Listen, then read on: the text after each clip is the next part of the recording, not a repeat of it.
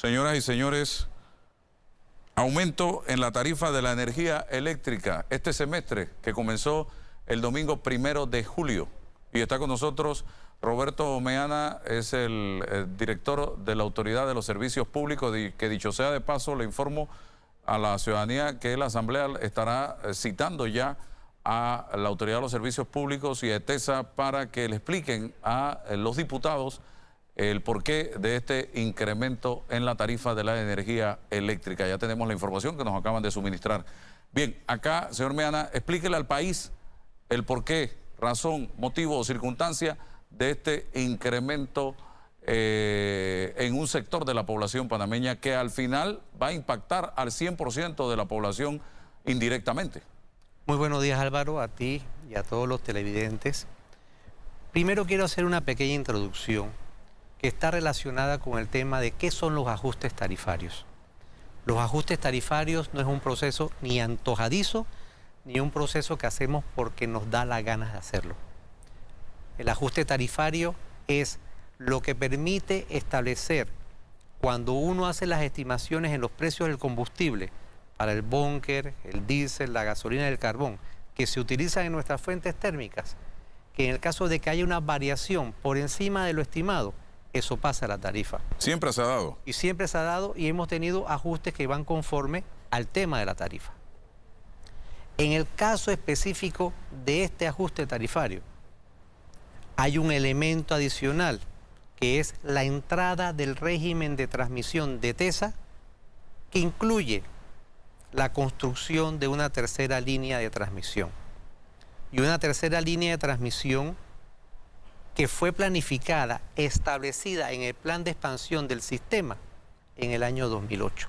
Es decir, que desde el año 2008 ya se tenía la certeza que se tenía que construir esa línea. ¿Por qué? Porque se habían dado toda una serie de concesiones para generadoras hidráulicas que comenzaron su construcción en el 2007, 2008, 2009 y se preveía que iban a entrar en operación, es decir, a inyectar energía a partir del año 2011-2012. Por lo tanto, tú tenías que tener capacidad para poder traer toda esa energía al país. Eso no se hizo, Álvaro. Esa licitación se hace a finales de 2013. A mi juicio, una licitación a la carrera. ¿Quién debió haberlo hecho? ¿Qué gobierno? El gobierno del señor Ricardo Martinelli. ¿2008? 2009.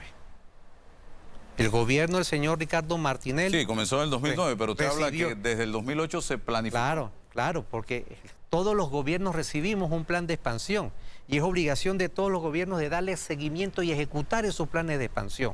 Porque si no lo hacemos, vamos a afectar la estructura del sistema eléctrico. Entonces el plan lo hizo el gobierno de Martín Torrijos en el 2008. Sí, señor. Lo recibe el gobierno de Ricardo Martinelli y Juan Carlos Varela 2009 no se ejecutó el plan. No se ejecutó el plan, Álvaro, y recordemos... ¿A quién le correspondía ejecutar ese plan? Nombre y apellido. ETESA. E institución. ETESA, que estaba en ese momento, su gerente general era el ingeniero Marciscano. ¿Ustedes han denunciado al ingeniero franciscano por no haber hecho su trabajo? Eso le corresponde a ETESA porque nosotros como regulador tenemos que ver la forma en que se están produciendo las inversiones y ver cómo se recogen esas inversiones dentro de los regímenes tarifarios. ¿Y ETESA lo hizo? Porque lleva el señor Barría, 1, ahora está el señor Ferrari, 2. ¿Alguno de los dos ha demandado, ha presentado alguna denuncia? Porque lo que no se hizo como se tuvo que hacer en ese momento, durante esos 5 años, ahora nos toca pagarlo nosotros. Álvaro, es correcto. Y yo creo que aquí tenemos que tomar responsabilidad todos. Y yo voy a asumir una responsabilidad. Yo en ese momento estaba en el sector privado y trabajando en el sector eléctrico. Y nosotros en ese momento solamente hicimos llamados muy tibios de lo que podía suceder y de lo que sucedió. Lo cual me trae a mí como experiencia que cuando regresa al sector nuevamente, después de la veda que establece la ley, nosotros tenemos que hacer un llamado alto y claro cuando las cosas no se están haciendo bien. Y solamente vivamos la experiencia que tuvimos en el gobierno del señor Martinelli, que por no haber hecho las estructuras completas, tuvimos que hacer una licitación a corto plazo para plantas térmicas, porque no teníamos luz.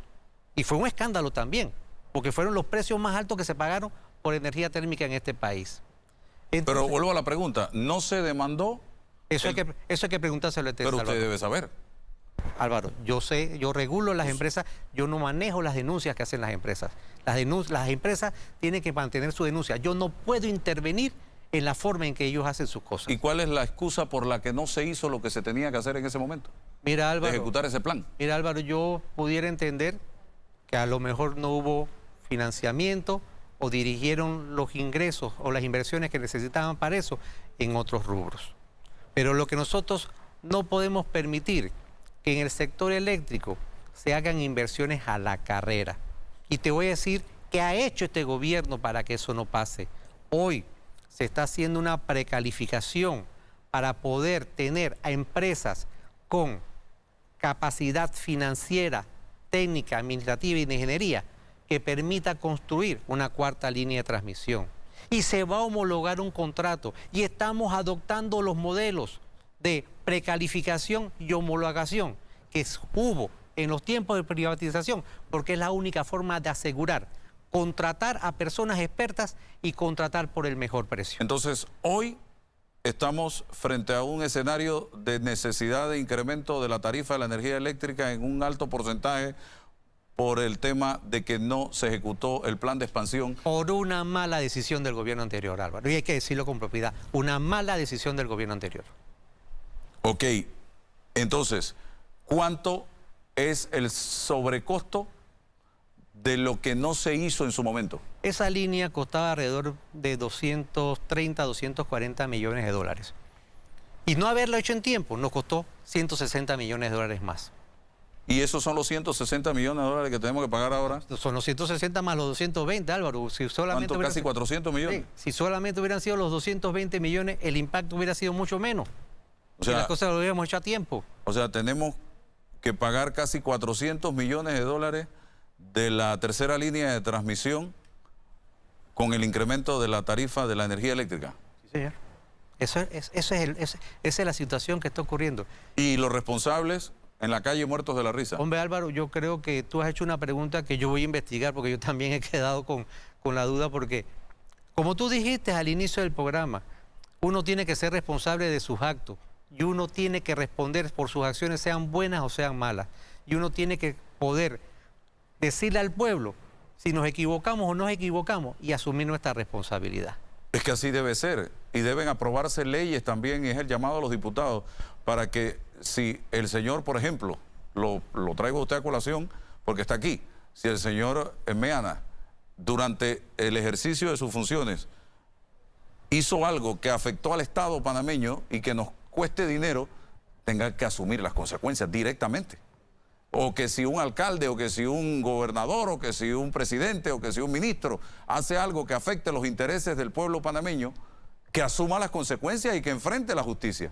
Yo creo que en esa dirección ya tenemos que ir, tenemos que madurar en ese sentido. Pero aquí hay funcionarios que toman decisiones o que no toman decisiones que luego quedamos pagando nosotros de nuestro bolsillo y ese funcionario se va para su casa muerto de la risa cuando termina su periodo y aquí no ha pasado absolutamente nada. Y eso tiene que cambiar. Eso tiene que cambiar, Álvaro.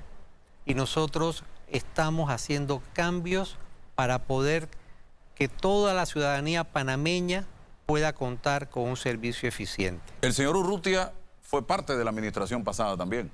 No, el señor Urrutia fue despedido por la administración pasada. Pero fue parte y fue luego despedido, efectivamente. Bueno, yo creo que él duró como un mes o 2 meses. Y venía del gobierno de Martín Torrijos. Sí, señor. Correcto. Aquí le pregunto, él me dijo que el sobrecosto, lo que nos cuesta además por no haber hecho a tiempo son 160 millones aproximadamente. Entonces, ¿cómo se está dividiendo este incremento? Porque se plantea que hay un sector de la población que no va a tener que pagar el incremento porque están protegidos por el subsidio. Cuénteme. Sí, señor. El gobierno nacional ha dedicado la suma de 38.760.000 dólares para el Fondo de Estabilización Tarifaria y el Fondo de Tarifas de Occidente. Eso refleja que las empresas EDEMET y ENSA, el 75% de los clientes no van a tener ningún ajuste. Es decir, aquellas personas que pagan en promedio hasta 41, 42 dólares en su factura mensual no van a recibir ningún ajuste. En el caso de DECHI, que tiene dos fondos, el de estabilización tarifaria y el de Occidente, que viene ya por todos los antecedentes de que a DECHI, a los funcionarios de DECHI, no se les cobra transmisión. Solamente 14 clientes de los 160.000 clientes que tiene DECHI van a tener un ajuste en su tarifa. Hoy se comentó algo muy temprano en la mañana y que se tiene razón. Un ajuste no solamente causa un efecto directo a las personas, sino también causa un efecto indirecto. Y puede causar un efecto indirecto en aquellos que nos producen los bienes y servicios que requerimos nosotros como ciudadanos en el país. Nosotros sabemos de la iniciativa y creatividad de nuestro sector privado que puede hacerle frente a través de medidas de ahorro, de adquisición de equipos eficientes para poder utilizar mejor la energía, además de lo que son los correspondientes derechos que establece la ley, que aquellas personas que consumen más, creo que de 100 kilovatios, pueden asumir la figura de gran cliente y pueden comprar energía directamente a un generador. Pero esto no es suficiente, Álvaro. Y esto no es suficiente porque nosotros como país tenemos que tomar dos decisiones fundamentales. La primera decisión fundamental es que nosotros tenemos que ejecutar los cambios en la matriz energética que ha presentado la Secretaría Nacional de Energía. ¿Y qué conlleva eso? A utilizar todos los recursos renovables que tiene el país. Tú me puedes preguntar, y bueno, esa idea del impuesto al sol. Eso iba a preguntarle, la energía solar no la quiere cobrar. Entonces, Álvaro, para que quede constancia, nosotros retiramos de la consulta pública ese tema. No va. No va. O sea, eso y que quede grabado en este programa, eso no va. Y menos ahora. Y eso no va.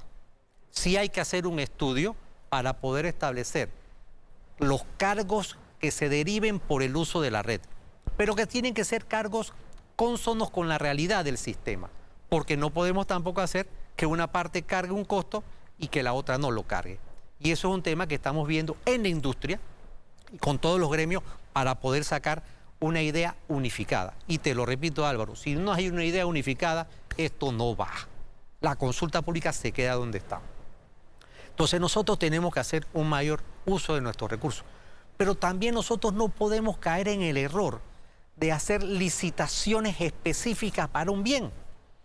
Nosotros tenemos que hacer licitaciones en las cuales haya amplia participación. Pero explíqueme, 75% de la población de los consumidores no se van a ver afectados, Sí, es señor. lo que ustedes plantean. Correcto. 25% va a tener que asumir el incremento.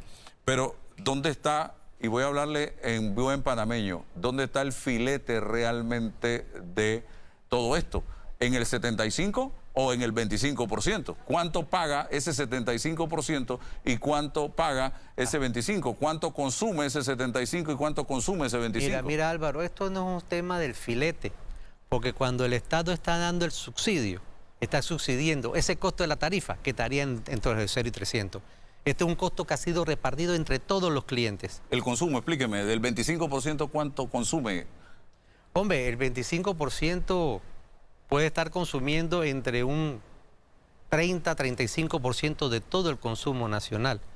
Porque tú tienes hoy 830 y pico mil de clientes que solamente consumen de 0 a 300, que la demanda no crece, que son 3 millones de personas y que tienen un consumo más grande que el resto del 25%. Y hay sectores que plantean que ¿hasta cuándo el Estado va a seguir subsidiando? Porque nos estamos engañando, nos estamos disparando en el pie, porque es una plata que sale de un bolsillo para entrar en otra. Aquí, y se ha logrado comprobar por estudios a nivel internacional, que los subsidios bien identificados deben ir a la educación. Álvaro, 100% de acuerdo contigo. ¿Qué ganamos subsidiando la luz? Es un engaño. Nosotros tenemos que enseñar a todas nuestras personas a que sepan pescar. Para que lleven su alimento por lo que consume. Y que todos paguemos justamente lo que consumimos. Pero por eso te digo que nosotros tenemos que hacer cambios trascendentales, Álvaro. Primero, en el sector eléctrico se tiene que hacer una planeación y una estrategia para que las inversiones estén en tiempo, para que esto no nos vuelva a ocurrir. Número 2, ejecutar la matriz energética que nos lleva al uso